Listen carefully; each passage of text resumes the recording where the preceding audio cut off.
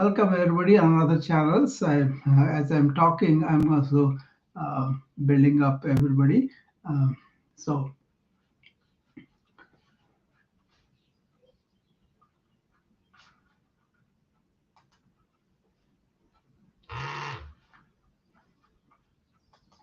okay, there you are.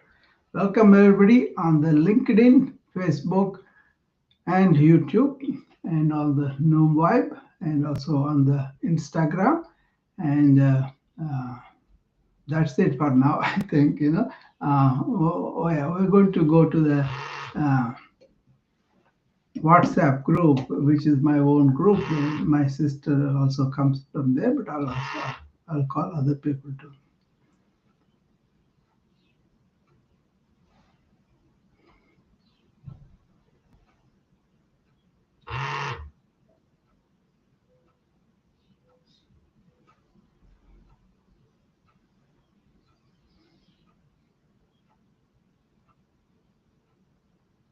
Okay, there you go. Everybody is invited, and we're going to talk about a few things. Um, See, I am a physician who has seen a lot of illness over 4 decades, right? And then as I am fed up with seeing illness so much, I kind of uh, was really tired of the only illness, but when we can be so preventative. We have so much knowledge, both ancient wisdom wise and also the. Dharni, can you mute yourself? So it's a question of understanding um, uh, that there is so much wisdom about not just having the vaccines, which is okay, which is important. But apart from the vaccines, you have nutrition. You could do a lot of things to prevent damage for you. You could understand the three doshas of Ayurveda and understand what doshas you have predominantly in your system and how you can really make it more like a important thing for you, right? So all these things are important to understand the ancient healing practices. Those kind of practices really help you to lead a holistic, healthy, and long life, but that is joyful. Hi, Avichal. How are you? So it's a question of understanding we do have enough wisdom, both from the modern science and also ancient health practices of mind-body practices. They were done for experimentation of thousands of years, lived experience. So to deny that, I think that is not very wise in my viewpoint. That's why I kind of went and studied them, still studying them, still a student of ancient wisdom, but incorporating that wisdom into our life is important. That's where I'm focused. In the modern life, I encounter people with burnout, with stress out, and also damaged marriages or damaged relationship, health, and so many ways people are really could use this wisdom. That's my point. That's why after practicing internal medicine for so many decades, I kind of switched to wellness oriented healing system through my company called BFHAL. So what happened with the BFHAL is we kind of blended that modern medicine. Even now we follow the latest trends, genome, microbiome, things like that. I'm as much scientific as I am investigating into the more ancient wisdom. Okay, so I don't accept everything just like that. I have to be convinced. I have not belief system. It's more like a thinking out, investigating, researching, and then so it makes sense only. Even then, I present things not to for you to follow blindly, but to think about it. to understand, to really put that into your regular daily life so that your life is joyful and productive and you really not suffering unnecessarily. Whereas when you are a trance, you are like a unconscious about what is going on, then you are going to suffer, right? So enlightenment doesn't mean you're going to a different place. You just are awake and aware and with it on all the time, and you operate from that inner self rather than the superficial mind that goes up all the time. Okay, so first of all, information age. So many people have so much information going into their brain, right? And they use the brain more like a waste basket. Put all the material that you don't need, you and not at all related to you. You keep that in your mind. So stop doing that, and use the information and cast it away. Don't cling to things. We always cling to our emotional reactions.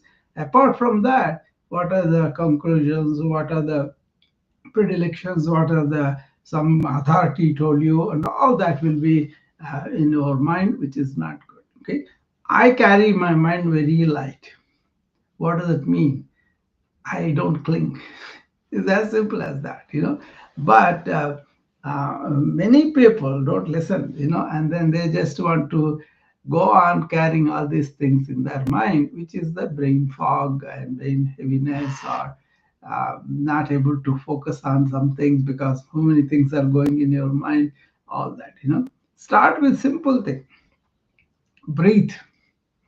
Focus on the breath. Come to the present. Simple thing, right?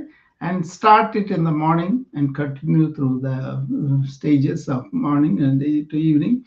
The tendency of the modern workplace is a lot of information is given to you. You're supposed to use it, and you're supposed to, make use of that, right? That is given. So everybody is exposed to information. How much information you want to expose yourself, how much information you want to keep, how much information you want to, cast away is up to you. So learn those skills, So what do? Get up in the morning. Don't let your thought engine start and get away with it. That usually what is happening is people are really uh, getting into the hi Sharmi, they kind of get into the same thought and then they go on accelerating it, and it accelerates better like a machine learning in the AI. Okay, so your own feedback is if it's not cast away. That's why by being attentive to what is happening here and now, that starts with being aware of the breath, bringing your attention to the present moment. And then, whatever you do, just give it all to that. Don't think of different things. Do I am very much against the multitasking. That is messing up people.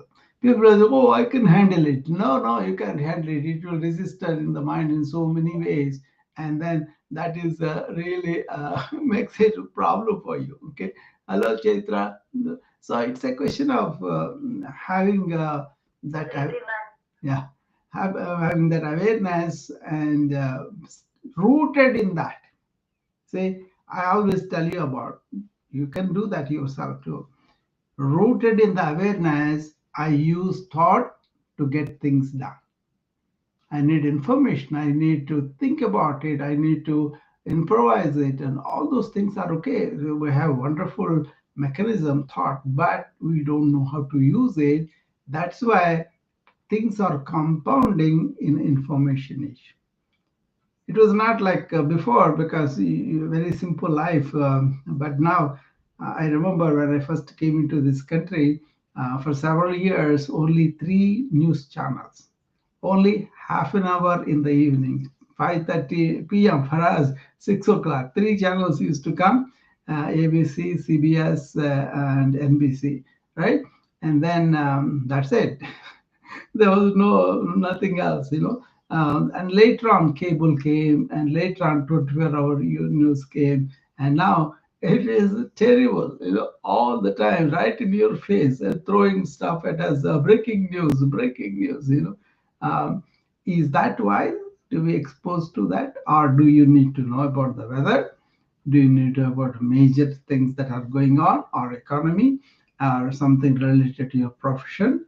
Can you organize the information according to your importance, according to your values, and organize the mind such a way that you are not being influenced by so many things. Okay, an organized mind, a lot of people may not even understand that, but an organized mind has a purpose, and all the energies are towards that purpose. So you don't have so many things impinging on your mind. I have done a special talk on that recently. Go and look it up, and then what is the organized mind? What is the disorganized mind? Why organized mind does not need any entertainment?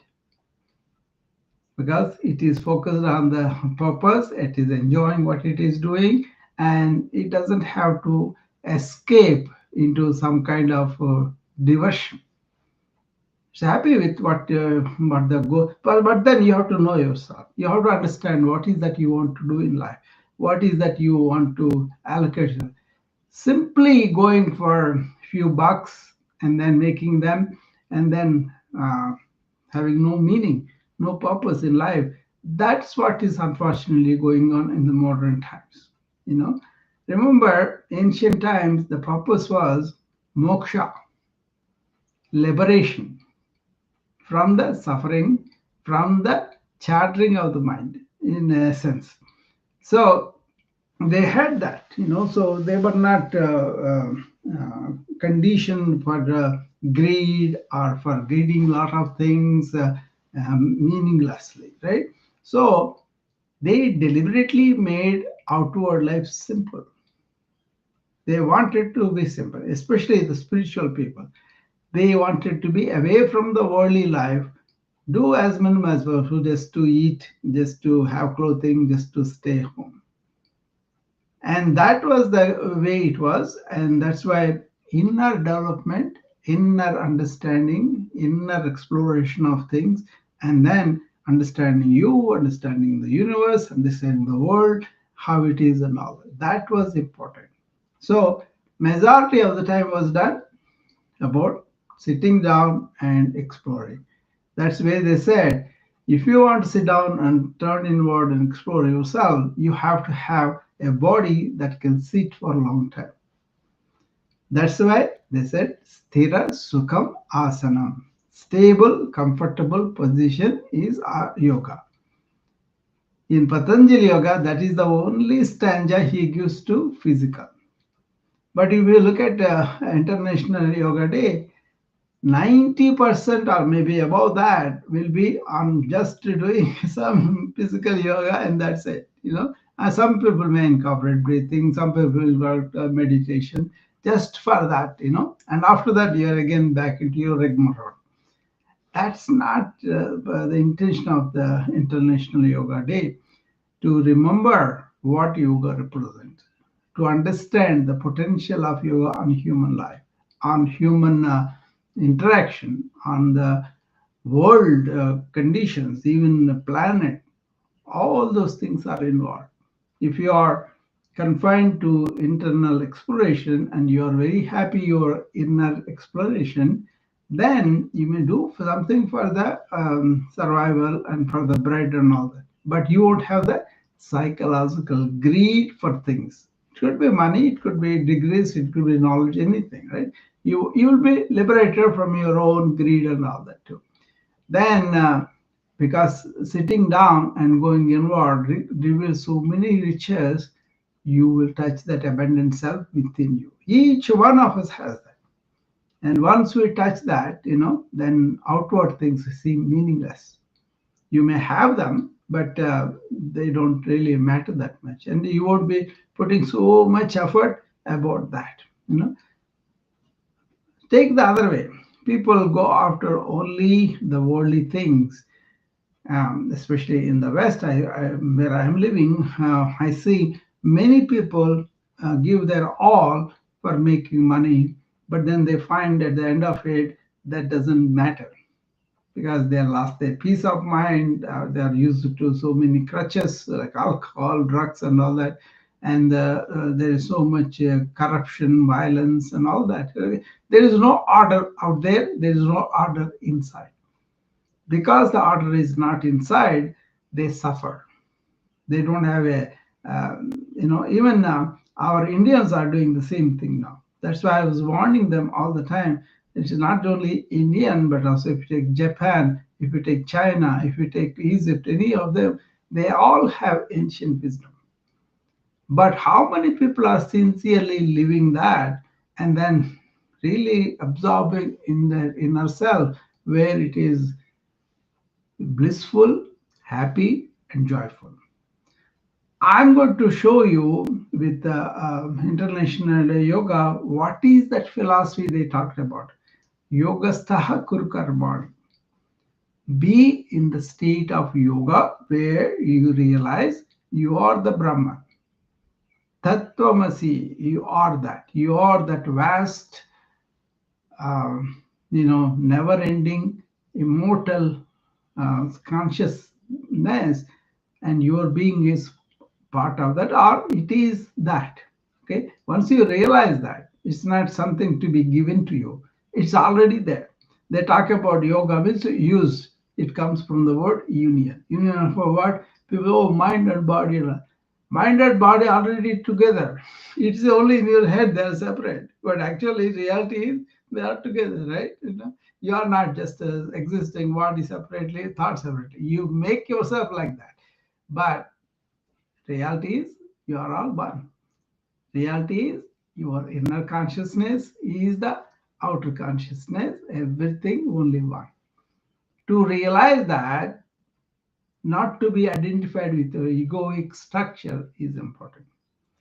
The transcending the ego is the purpose of many religions, many martial arts, many of these things, where they really are not there calculating, shrewdly thinking, and all that.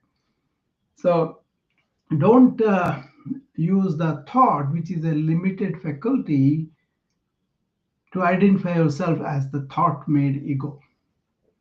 That's the problem. Okay. So Yogastha karma means you are not your just a body which is inert, which is useful for you. You are not just the thoughts and mind.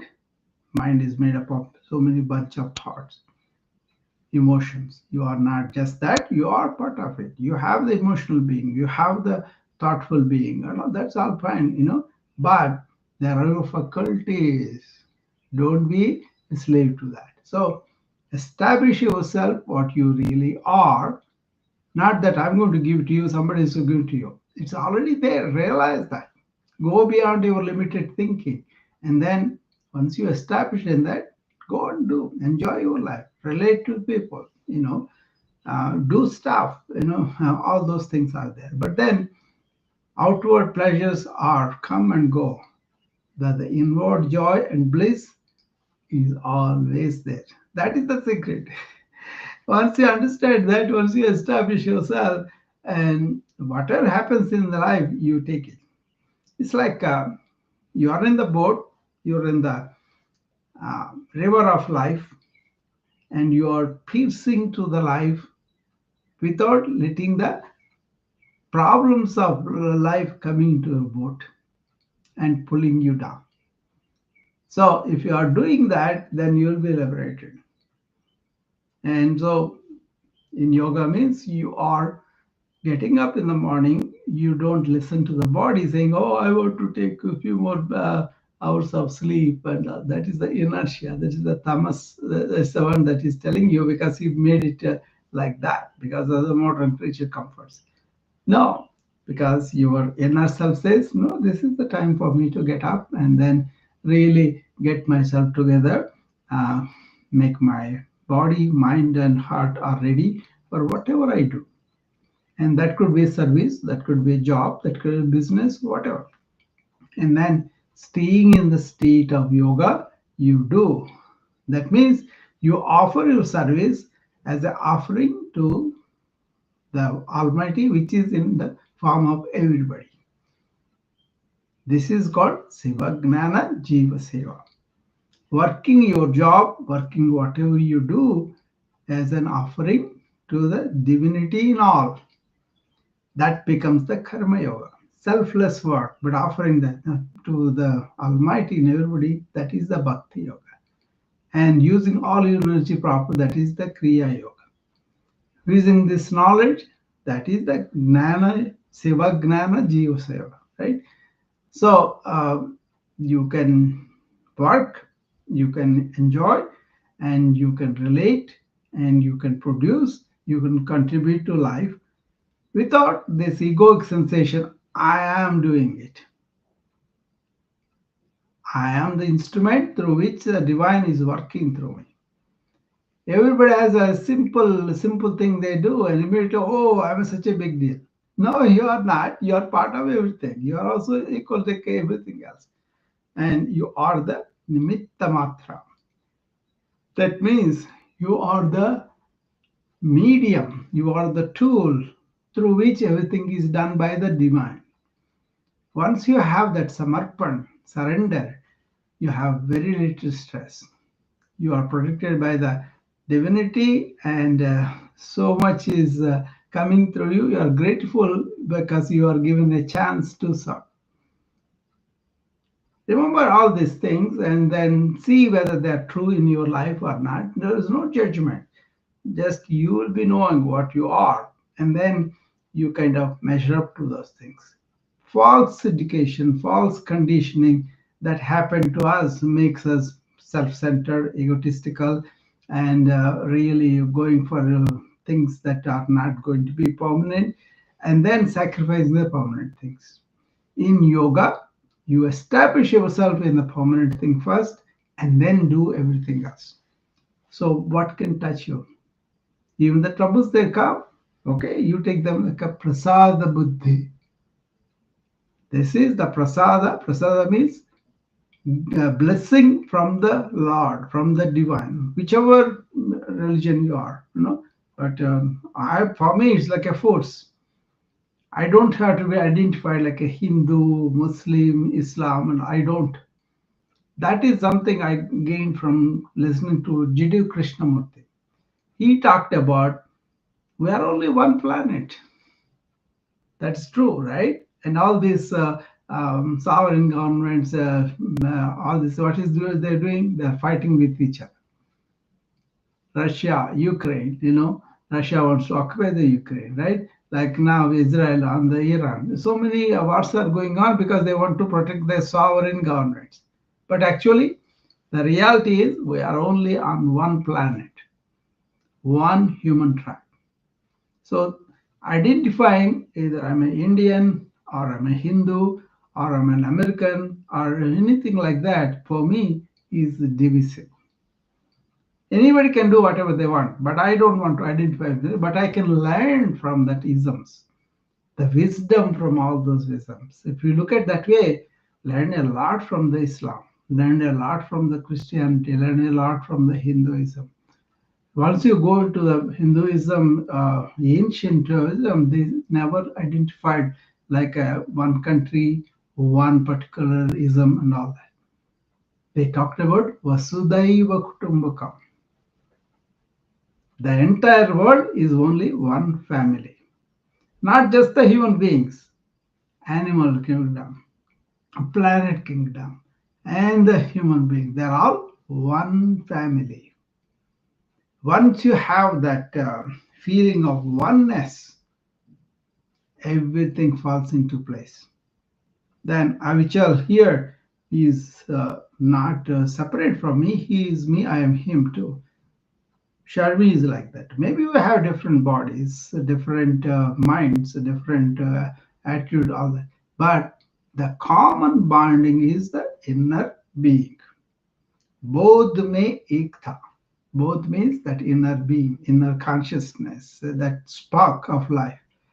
There, we are all having the same life that can manifest in different bodies and all that.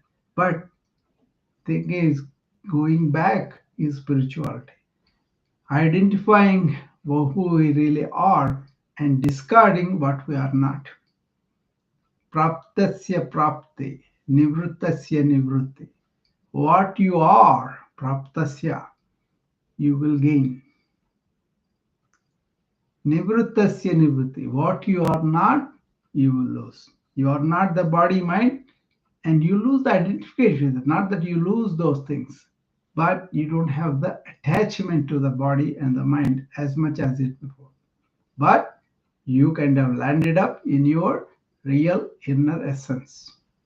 That is the one which is going to continue on. Life is going to continue on. You call it Atman, you call it consciousness, you call it energy, whatever you do, that goes on, continuous.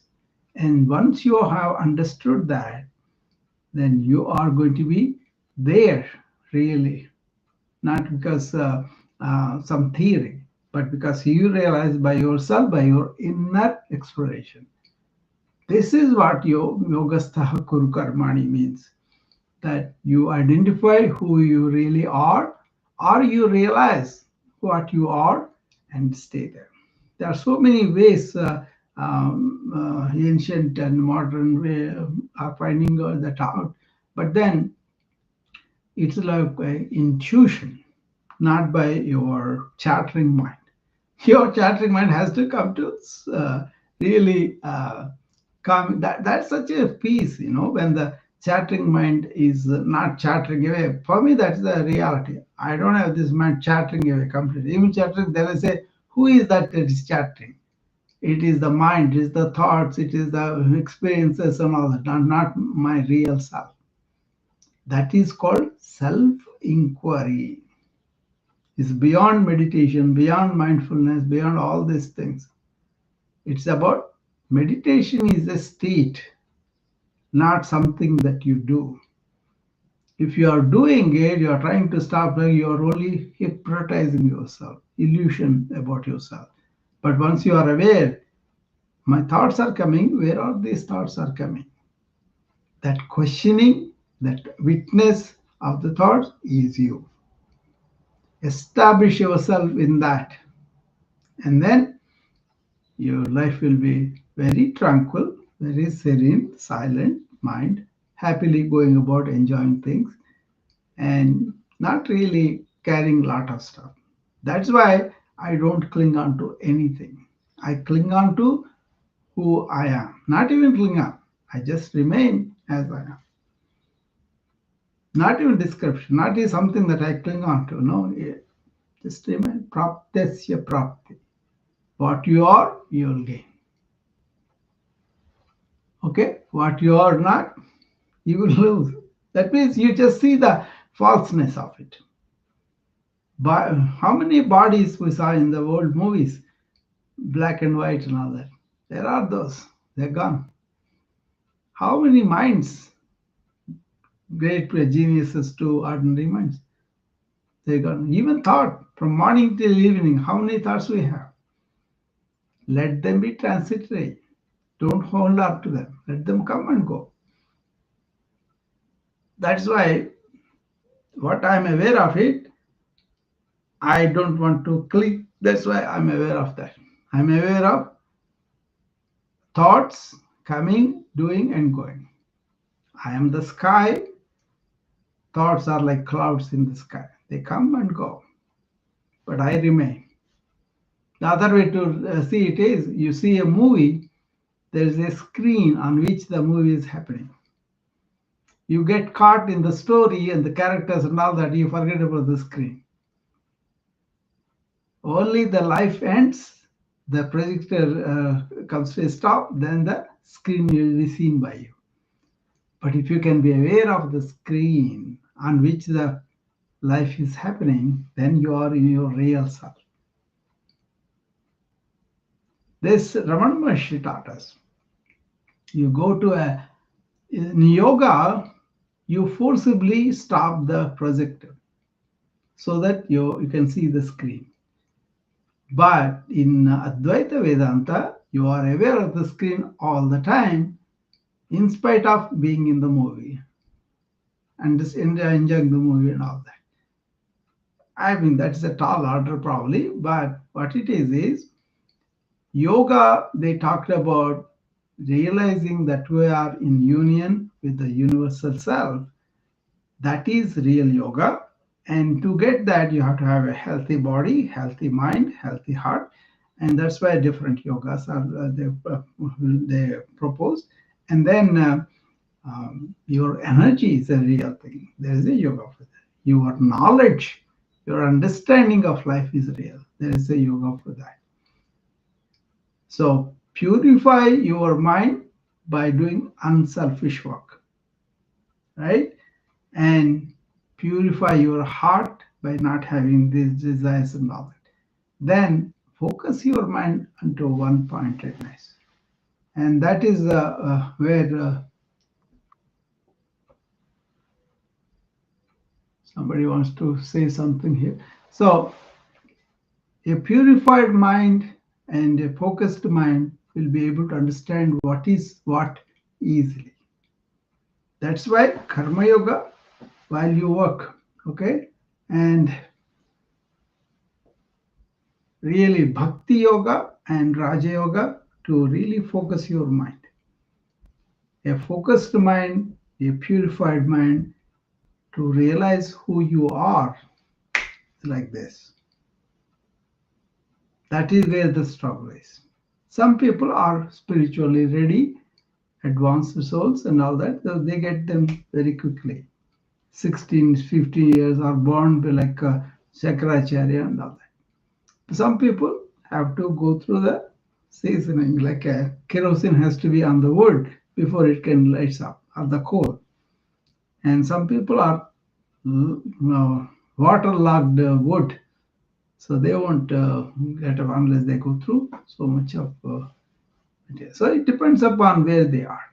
Okay, I was developing a course to each soul at a different state and how you can take them from where they are and then help them as they are going through their journey.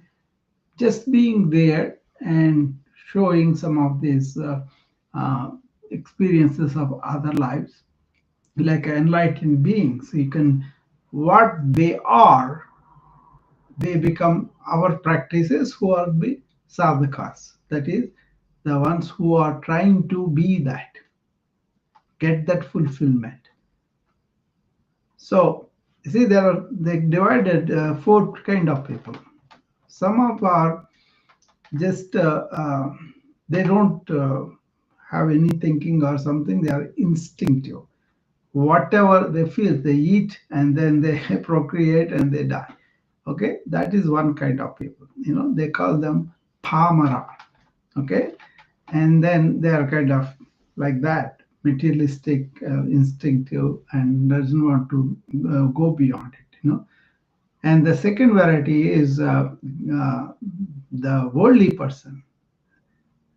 You know, so he kind of makes everything, but then he wants to find out some things about the world, about society, and all that. You know, that's one kind. But they're sadhakas. They want to say, what am I really?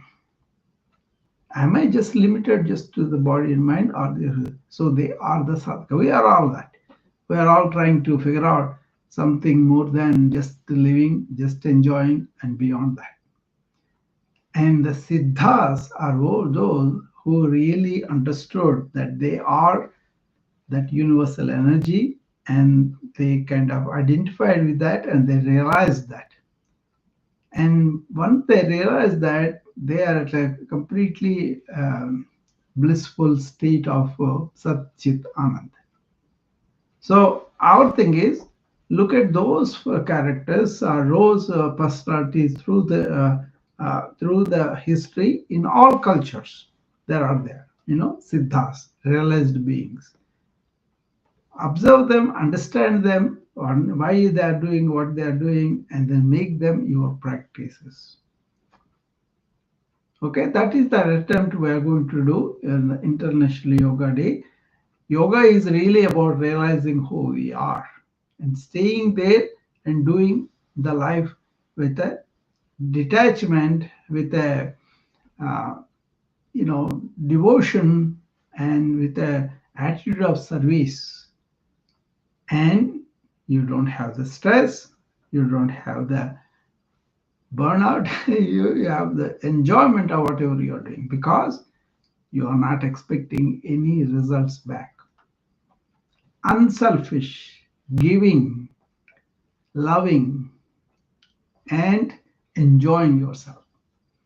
I hope we can convey all that, and then people can. I have been talking about this for so many days. Probably the last day when I talked, it could be repetition like, but then we go to put it for the larger audience so that they will get it what we are talking about. They don't have to accept it. They just have to take it and investigate and find out the truth of the matter. And when they are convinced that it is the truth, not belong to any particularism or religion or faith, nothing, but really as a human being, think about it, investigate it, understand it. And when you realize the truth, let the truth come into your life. Then you will have less dukkha, right? Suffering. Otherwise, I see suffering at several levels. People with physical, mental, but they don't listen. We cannot do anything about it. But a person may not listen to me about diabetes, and he wants to eat whatever he wants to eat. That's going to worsen his diabetes, right? A person who wants to think all the time and really not taking a break from that chattering, then he will pay for it by burnout, by stress out, and all that is happening. You see. And the people who think getting all the money, getting all the fame and everything is there, you can then at the end of the life they say, what is life? Is that all it is? And then they miss the chance of discovering that Satchit Anand within themselves, the blissful, conscious being that they miss. And then they miss the essence of being a human being, at least to my understanding. So that's why once you are ended up in the diamond that is there within you, you don't need outward things as much. You may need it for the needs, but not as a psychological needs. You may need for some basic security comfort, but not your psychological because you are already independent psychologically. So what do you think, Avichal? Let's involve some of the friends here. See what they have to say. Whatever you said makes so much sense, sir. And I just I also completed that book you had mentioned. Who am I? Yeah. In which questions are being asked to Ramana Maharshi, and Yeah. it's so simple and so. But I would not have realized that just by reading the book. Reading along with coming here and getting your guidance helped me to finally kind of put it inside. And now I just want to hammer it in so that it does not go away. Yeah. And if the first time someone has told, this is the first time, I mean, probably I've heard, for the last 10, 15 years, I don't know till how much time, people just say that you meditate. But no one told that meditation is a state. It is not something which you do. Yeah. And that makes so much of difference. Raman Rishi put it very simply. You call this now meditation because your mind is all over and you want to bring it together. But if you are not the mind and you are the inner self and you stay there, you don't need to do any meditation for the mind. Let it go, let it chatter, but that is where the organized mind comes into place, where your purpose of life, what is that you want to do life, that comes. Then actually you do better in your profession, better with your family, better all that. But the diversions, the entertainments, the enjoyments, all those things, the egoic needs, they are gone. See, then you are serene, silent, and really happy. And that influences your physical mental health. This is that significant, you know. So I always talk about people that to people that I'm 70, I don't take medication. That's not a bragging. That's a true fact.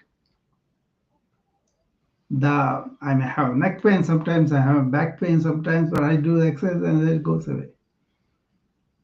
I have to keep my body toned up. That's why I move and work and do stuff. Apart from the yoga, apart from the so just moving ourselves all the time is a simple thing. And also keeping the mind quiet unless it is needed. But we kind of live in the thought world, not in the present moment. If you anchor yourself to the present moment all the time, then you don't have this chatter, clinging and all that. So I'm glad our satsang has become a spark for you, Avichal, you know. I mean, that is the understanding we go through, right? Me too, from where I was to understanding through these great beings. Like I said, their utterances or their teachings or their things, they always said, there is no guru externally. The guru is inside you, and what you need to do is really go inward and find out. So many people said so. Rumi, for example, the great Muslims, and he said, I was knocking the door to get inside. Then I realized I'm already inside. I knocked the door for the door to open, but then I realized I'm already inside. That means door is already there and you're already inside. There's a lot of wisdom in that saying. Kabir Das है मौका हाँ ढूंढे रे बंधु मैं तो तेरे पास है. Where are you searching me? I am not in the temple, I am not in the state, I am not in this place, I am not in all that. I am right in you, within you. See, this we were raised about worshipping God outside, a murti or something. That's the representative, that's the energy that you want to identify with. And that is there within you. I was influenced by another story by Ramakrishna Paramahamsa. One day, there are a lot of people came, and then a lot of volunteers came, and they were serving the food for all these people, you know. And one particular gentleman comes to Ramakrishna and says, oh, I am so happy today, sir. I'm very proud of myself because I served so many people. And Ramakrishna says, hold on. Don't be proud about yourself. Be thankful. Then what do you mean, sir? You mean those people are divine beings, all of them. They give you a chance to serve them. Just because you gave your time, your service and all that, not that you're superior than them. But you have the chance to serve the divine. That's why you should be thankful. Look at that, applied in regular work, Karma Yoga, where you are offering the Sivagnana Jiva Seva. Everybody has this divine being. That's what I'm doing it. And that doing itself is your offering, is your blessing. Then this whole work culture will be reversed. The work culture now is, what do I get out of it? How can I get more out of it? Even if I want to talk to somebody for 1 hour, I have to be paid, otherwise I won't talk.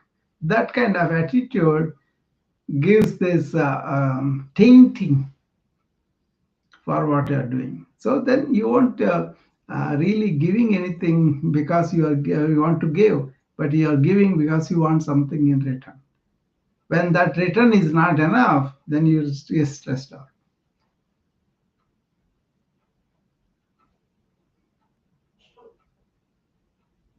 So that's what we do. Anybody else any other questions? What is the time right now? Okay, 5 more minutes and I'll be starting my morning routine. So,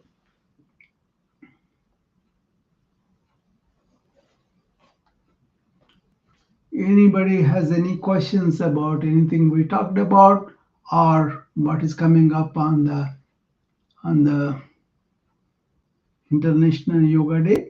You know, I'm happy. I'm preparing at least some people to be anticipatory about the International Yoga Day and I'm getting questions on that and what should be included, what should not be.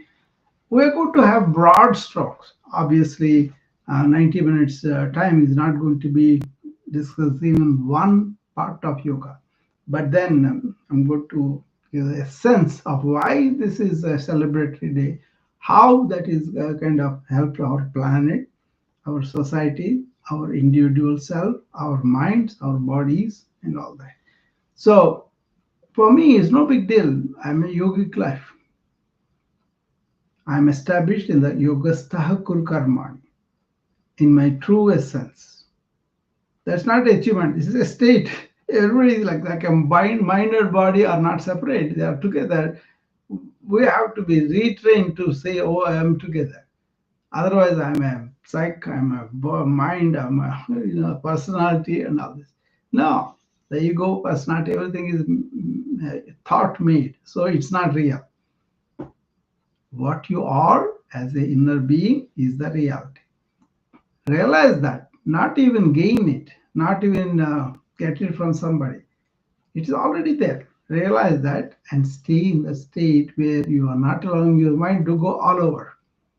What is the problem with the Western mind is it is fed like a I think therefore I am. So limits everybody to thinking level only.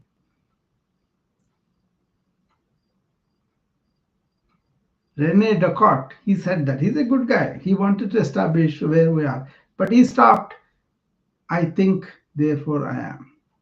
No, the thinking happening to who? The awareness. That inner being is you, and then there everything is happening. Don't limit yourself just thinking. That's the problem with the Western mind. Cannot get what is the really instinctively, intuitively they are, and then calming the mind. They want to do everything with the gymnastics of the thought. Thought made persona, thought made personality, thought made ego. Obviously, that is limited because thought itself is a limited faculty. It can do wonders, it can evolve. Yeah, so Yeah, Shami. yeah. Previously, I was told, and I was also under the impression, your life is a complete reflection of your thoughts. Now it's a complete different angle of perspective. Yeah. Slowly. If you see that thoughts come and go, thoughts change, right? So thoughts can be directed to something, or thoughts can be oriented to some purpose, and all of that's all very good. But where the misfunction of the thought happens is thought being us is the limitation. Thought is our instrument.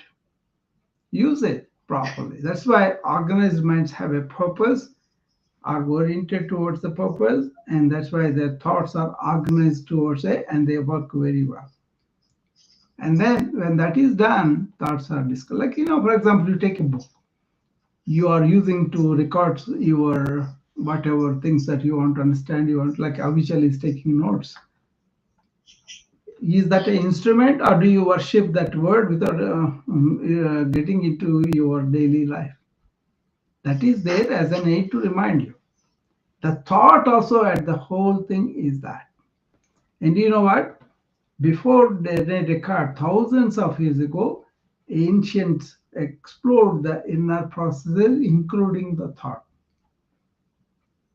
They had this definition of organized mind, their definition of this beyond the thought and all. That is where I think many of the doctors are also not able to get it because you got to go beyond thought using the intuition to understand your inner tendencies, inner everything, and then put them to rest. Then your real inner essence comes out.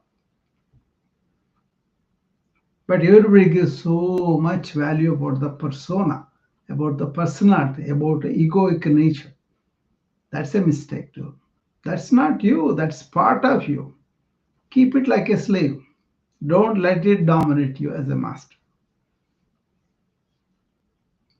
Because people are so empty inside, the moment they do something with a thought, they want to identify, they want to create a structure, oh, I am this and all that. That's a mistake. Keep probing, keep investigating. Who am I? That question, who am I? What am I? Am I the roles? Am I the accumulations? Am I the identifications? No. Beyond that, beyond that, beyond that. A parent takes a kid to a movie. In the movie, the kid is coming for the first time to the movie theater, and movie already started, and something like a Kurukshetra, the famous war of ancient times, is going on. The movie is made about that, and the kid asks, "Dad, where is the screen?" Okay. Oh, there is the screen. But where is that beyond that sky I'm seeing in the battlefield? No, no, no. Is that beyond that all these people? No.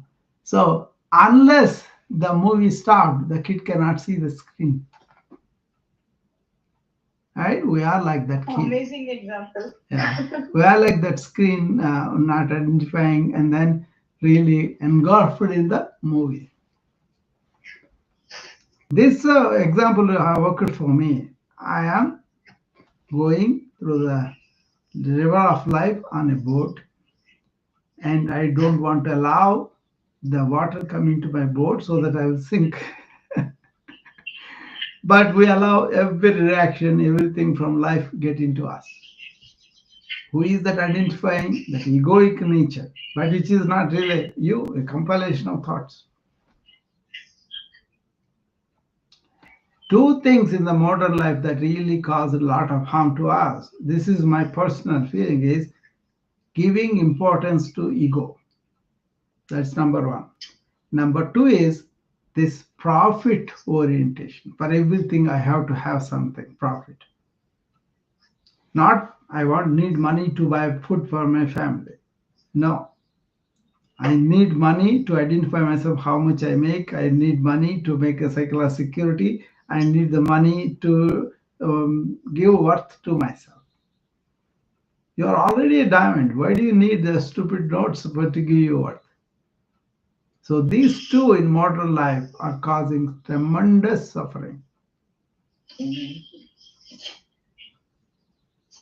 Okay. So thank you for all the people who joined for the discussion. Now we're going to go and do our morning routine exercise, and whoever want to stay here. Otherwise, I will see you tomorrow. But we're going to get up and do our exercise now. Okay. So Sharmi, you also do the exercises. Good for you. She does it sometimes. That's why I'm telling. Okay. Yeah, my problem is this is lunchtime. I just had some 3 slices of bread with butter. I'm not That's okay. That's okay. It's not too bad, Only breathing I have to avoid, breathing exercise. No, not necessarily. But only thing, anything going down with your head and all that, they may, otherwise, usually they get observed. That's okay, Shami. Okay, just do whatever you can do. All the stretches, all those things are pretty good. Okay. Let's do that. Okay, I'm going to push my chair away and then I will do the exercise. Good for me, good for you guys too. Okay. Just get my dress done. For the International Day Yoga, whoever come dressed lightly, loosely, and also come on empty stomachs preferably, or half an hour after you eat, but get ready. It will be starting on time, so don't be late. then you will miss the initial part of that. I'm always punctual, try to be punctual all the time. So let's start our breathing exercises. This routine also, for those people who are not familiar with this, is really reverse engineered from stress and burnout state to how we can make our body, mind, and heart ready for the work. We do four things: stretch our bodies, breathe deep into them, keep our mind here, and any thoughts come up, observe them, okay, as a witness. And the second thing is three things you want to cultivate: attitude, non-reactive attitude, service attitude, and taking equanimously both losses and victories. Okay, these seven principles will incorporate into doing everything. For example, we do the breathing. Keep your mind here by keeping your awareness on the touch of the air coming through the nose, in and out, right? And that's how you want to cultivate yourself to be here and now. Okay, very important to take it like a fragrance to the work, doing one thing at a time, giving complete attention to that. Okay, so let's start with the Bastrika, which is you kind of take deep breath in, keeping the spine straight and allowing the abdominal wall raise up, and hold it for a few seconds. And as you breathe out, abdominal wall goes towards the spine. Okay, we'll do 8 times. 7 count in, 4 count, hold it. 8 count, breathing out. See? Abdomen raising on inspiration. Abdomen going inward upon expiration. 2.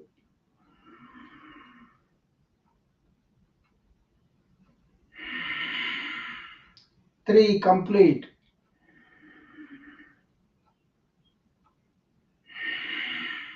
4, complete. 4 more to go.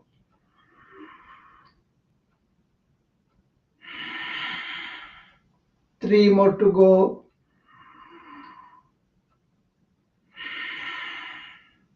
2 more to go.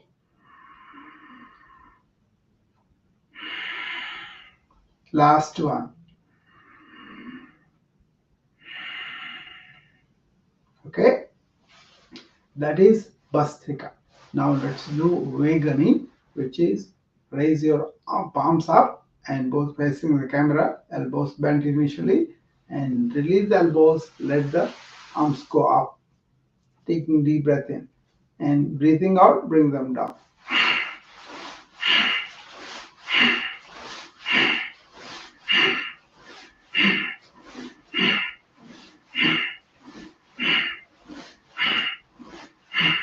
See, vigorous, it's a very good pulmonary toilet, we call it. Okay, and now the third variety, clasp your hands together, put them under the chin, and as the elbows go sideways and up and above, and head goes back, you take deep breath in through the nose. At the top, open your mouth and breathe out by whispering, ah. And bring the elbows down.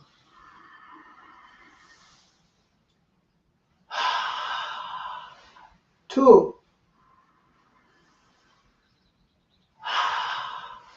3. 4.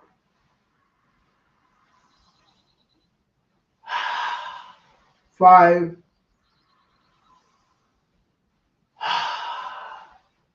6. Last one. You can do as long as you want, several repeated, but we're just doing it for the sampling. Okay, these 3 exercises, you start with that, and then you go to the next ones. Okay, and now we're going to do some of the spinal twists. Clasp your both hands and show them to the camera by extending elbows forward, and take the hands up above your head all the way and stretch the ceiling. And now turn the body first to the left side and then turn the head or the left shoulder to the back. Stay there with 3 breaths. Come to the center. Remember, we talked about Sthira Sukhamasana. HU and be in that posture and use several breaths to progress to advance your practice. Now, do both sides of the body all the time. Deep breathe and be here and now by focusing on the breath. See, right now I'm not thinking anything except here and now what I'm doing. Now to the right.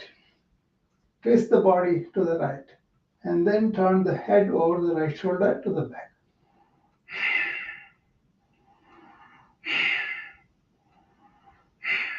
3 breaths and come to the center. Stretch to the ceiling, both hands, and then ease back. Hands, elbows, shoulders, head and neck all going back by pressing your feet forward.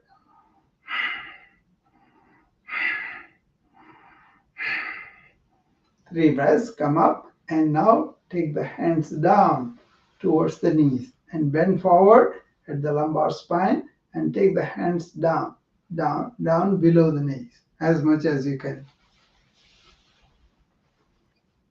Don't bend the knees and go down with your hands as low as you can.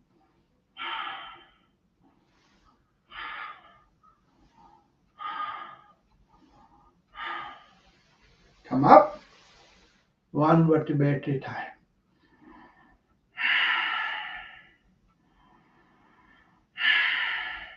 Three deep breaths just to relax. Don't strain yourself in yoga. Train yourself. That means you establish a goal that is reachable for you and then extend it slowly. Okay? And now we're going to do other way of twisting the spine. Bring the right hand to the left shoulder. Left hand to the right shoulder. Stretch head and neck and also the spine to the sky. And now twist the body to the right, to the left. Sorry. Okay, and then turn the head or the left shoulder to the back.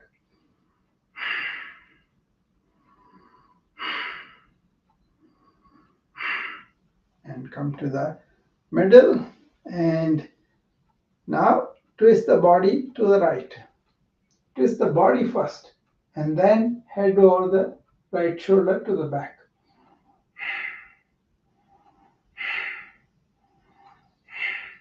Three breaths and come to the center and let the head and neck fall back. Keep the hands on the shoulders and press forward with both feet as you bend backwards.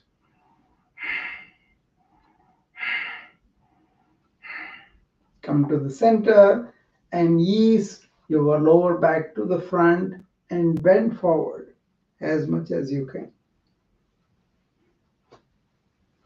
Let the head fall to the ground. Don't bend your knees, keep them straight.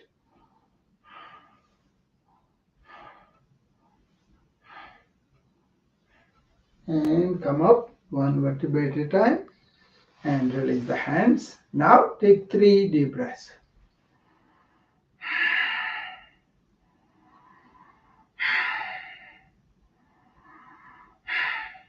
Okay. Now we will do lower lumbar twist.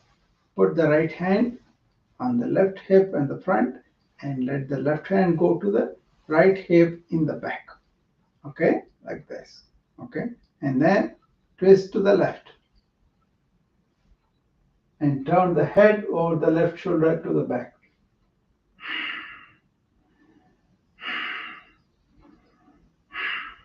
Come to the center and now release both hands. Do the reverse and twist to the right.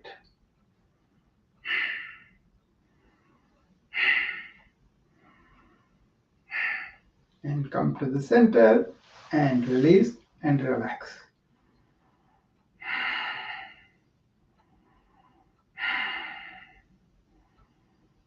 Let's do side bends now. Keep your both feet 6 inches apart and run the right hand below the right knee on the side of the leg.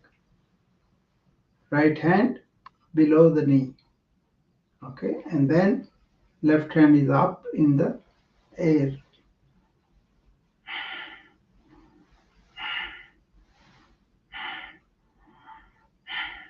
And come up and lower the left hand. Do the opposite. Left hand going below the left knee on the side, and right hand goes up and comes up.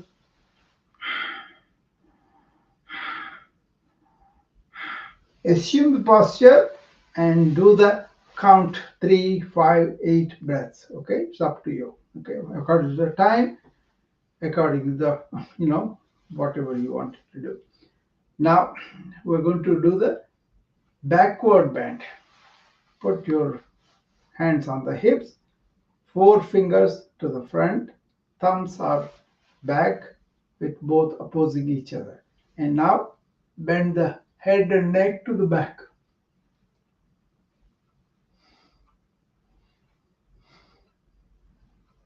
Go as low as you can with the head. And come up and bend forward. Bend forward at the lower lumbar spine and let the head fall to the ground by gravity. Keep the knees straight. That's the most important thing.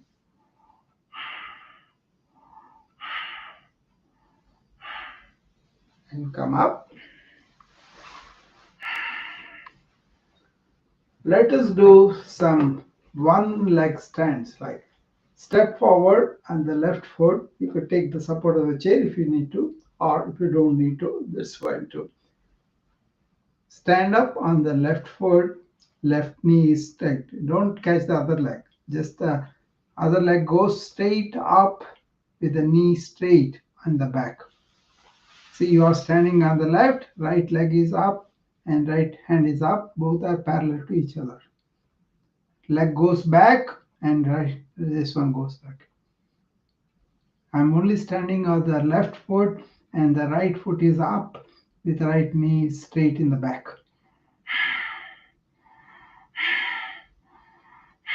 Now take the right one out, and now you want to stand on the right foot and right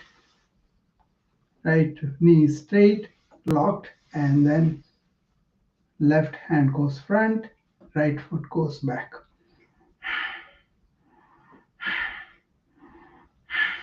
And come down. That is one way to stand on the leg and get balance and strength of the leg muscles. And now let's do the dancer's pose. Stand on the left foot, left knee is locked. Now lift up the left foot in the back, bending the knee, and hold on to the right foot with the right hand and bring the knee above in the back.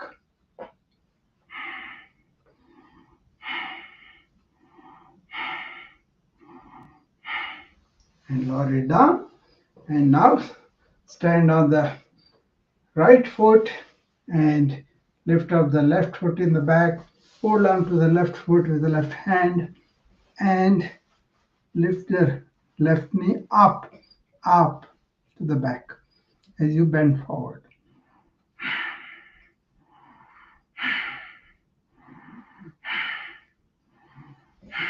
Come down and 3 breaths. Take a wide stance with your both feet and raise both hands and bring them below the knee to hold on to both feet, both hands, as your head comes down to the floor. Don't bend the knees. That's the important thing.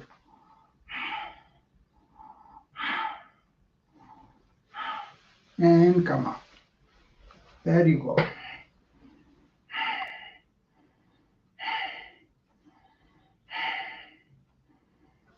Now stand on the left foot and pick up the right knee and hold on to the right knee with the right hand and push the thigh towards the abdomen.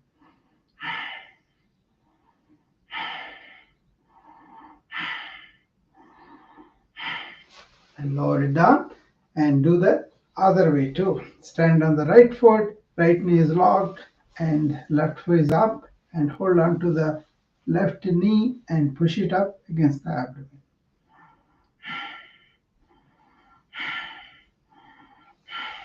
And release it down, and there you are.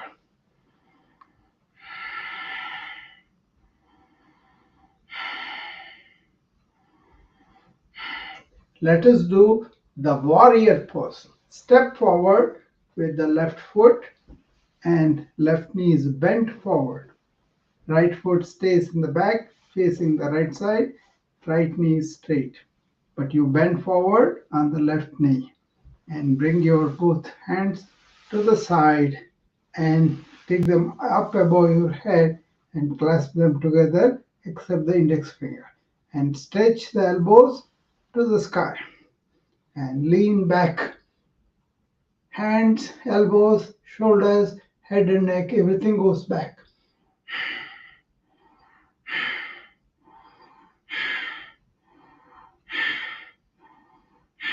Five breaths. Release the hands. Left goes forward, right goes back, elbows straight, palms facing down.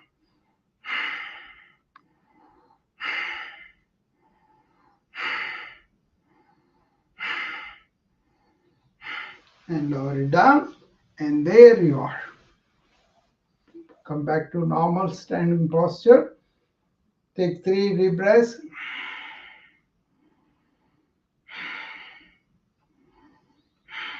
Step forward with the right foot and right knee forward, lunging forward. Okay, left foot stays back, left knee is straight. Now bring both your hands on the side above your head and clasp them together and stretch the elbows to the sky and lean back.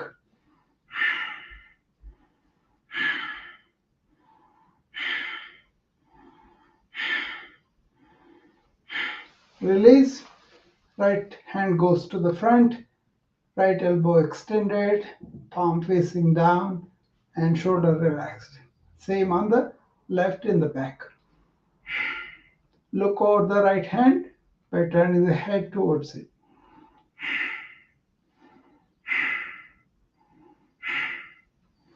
And release. And come back to standing posture.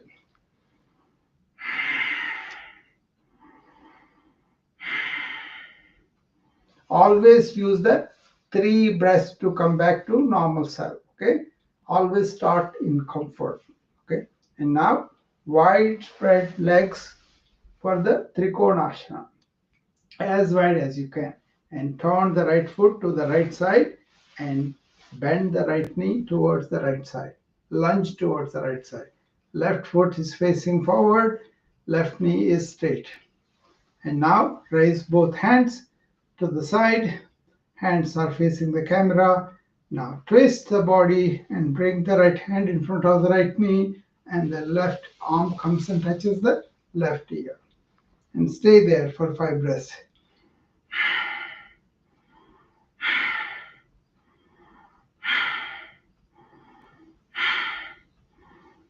Come to the, now release the left hand, bring up the right hand, turn the right foot forward, and now keep the hand, both legs spread like that, and then left foot goes to the left side, and left knee lunges to the left side, and raise your hands, and twist the body, and bring the left hand in front of the left knee, and right arm comes and touches the right ear.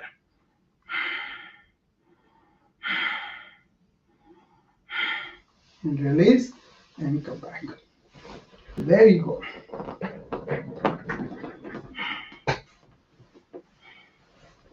Okay, we are done with our exercises.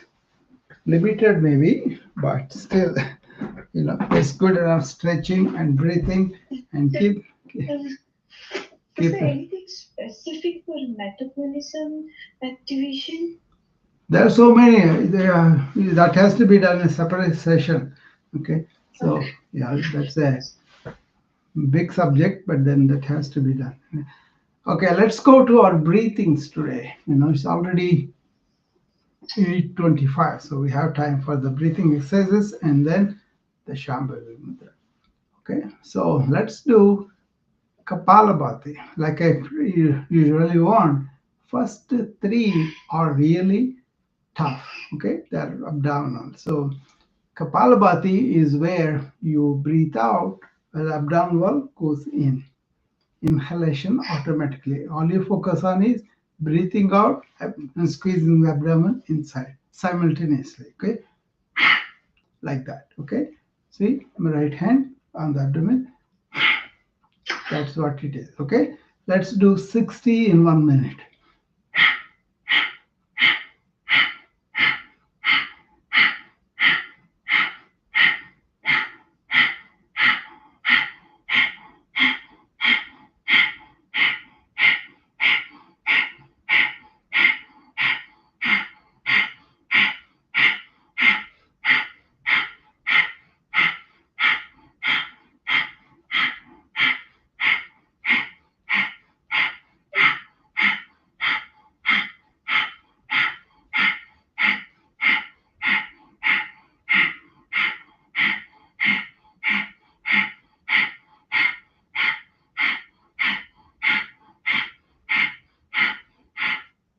Okay, do as many as you can. 10 or 20 are good enough. Okay, don't compete and don't compare yourself.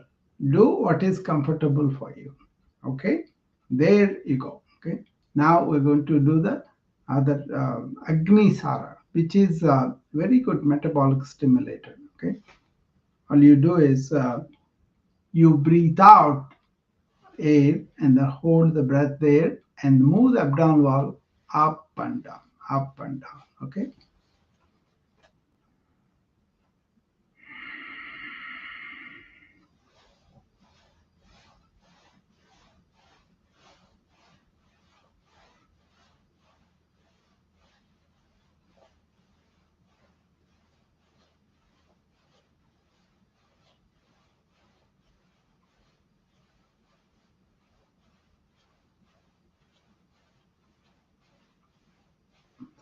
See, holding the breath and moving the abdominal wall actively up and down 20 times while holding the breath. Come out of it and take 3 deep breaths. And now let's do 3 bandhas. Bandhas are locks. As you breathe out, lock the lower abdomen. That's 1. Lock the upper abdomen. That's 2. And lock the chin to the chest. Okay.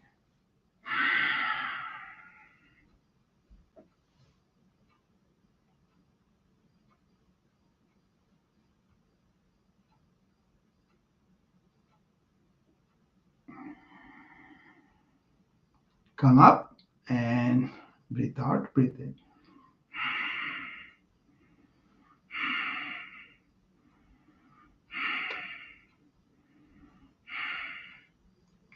Okay, there you go. And now let's do these 3 are abdominal. Be careful how you do them. And now we're going to do alternate nostril breathing. Okay, use your right hand, thumb, and the ring finger, thumb to right and ring finger to the left. Okay, first close the right nostril with the thumb gently placed down there. Don't push too hard, just gently. And now take a deep breath through the open left. At the top of the breathing, hold it, close the left, and release the right and breathe out through the open right nostril now. Now, take a deep breath through the right now, close it, and release the left and breathe out. That's how alternate nostril breathing is done. That's 1 rotation. 4 more, starting with the left.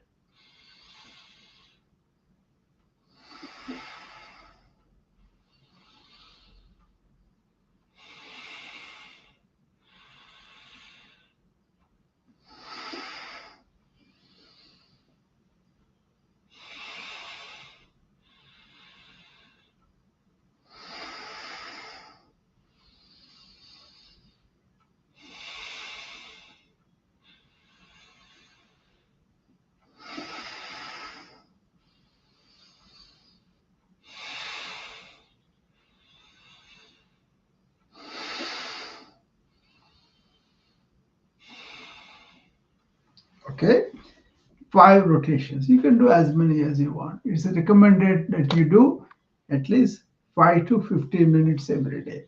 Okay, and now we're going to do bumblebee, where you take a deep breath in.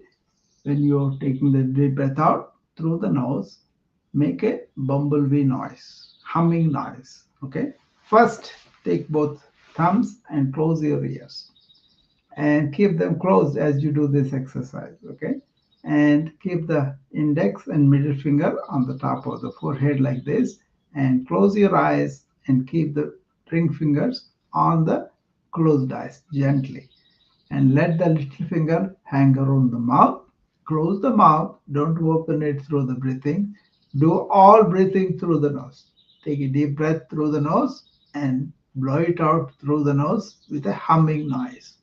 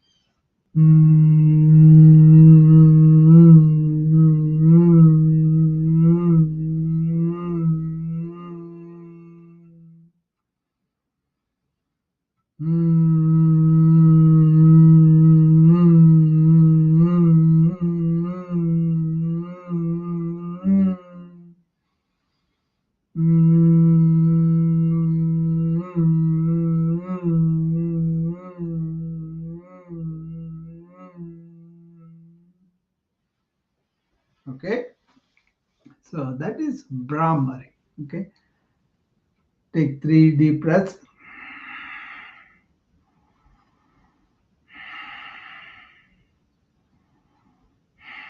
Now we will do A-U-Ma, breaking the Om into 3 syllables, and then we'll do take a deep breath in, and when you are breathing out, open your mouth and say Ah 5 times like that. Ah, then Woo 5 times, Ma 5 times. Let's start with Ah. First, take a deep breath in.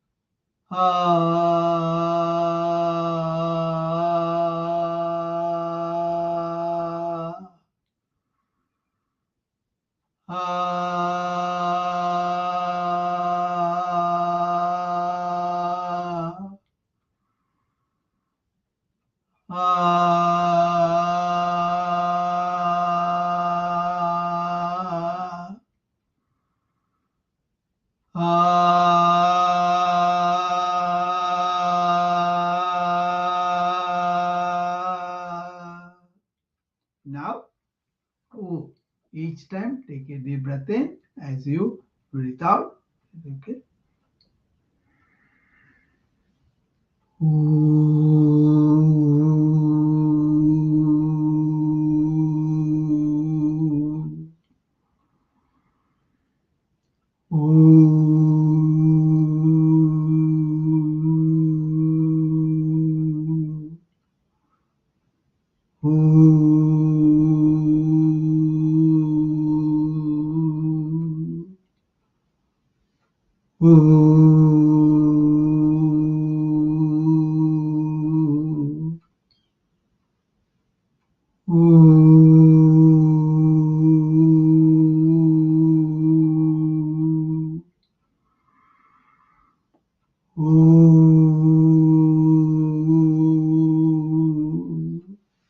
Okay, this is Ma now. Ma.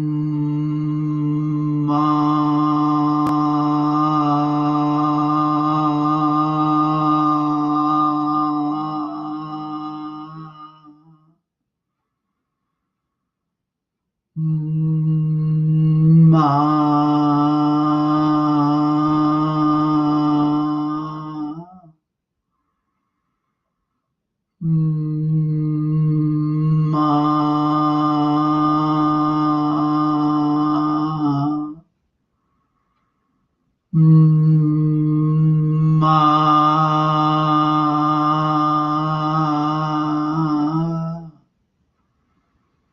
Ma.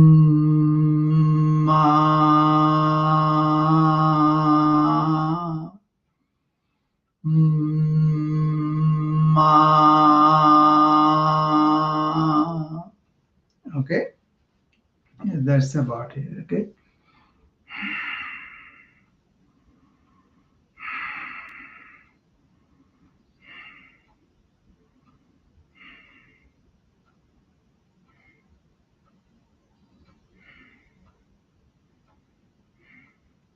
Now we're going to go to the Shambhavi Mudra, where we have to assert who we are and dissociate from identification of the body and mind. Okay, in this one, you place your hands in Dhyana Mudra and place it on the knees, and then straighten your spine, tilt your head to the back, and close your eyes and keep the gaze in between the eyebrows. And now close your mouth. Take all deep breaths through the nose. As you take the deep breath in, say, who am I? I am this conscious being. When you breathe out, say, I'm not just this body and mind, they are my tools. So don't identify with the body and mind, but identify with who you are, having the sensation. Okay, here you go. The mantra is Koham Soham. Who am I? I am this conscious being. And as you breathe in, Deham Naham. I'm not this body mind complex. As you breathe out. Okay?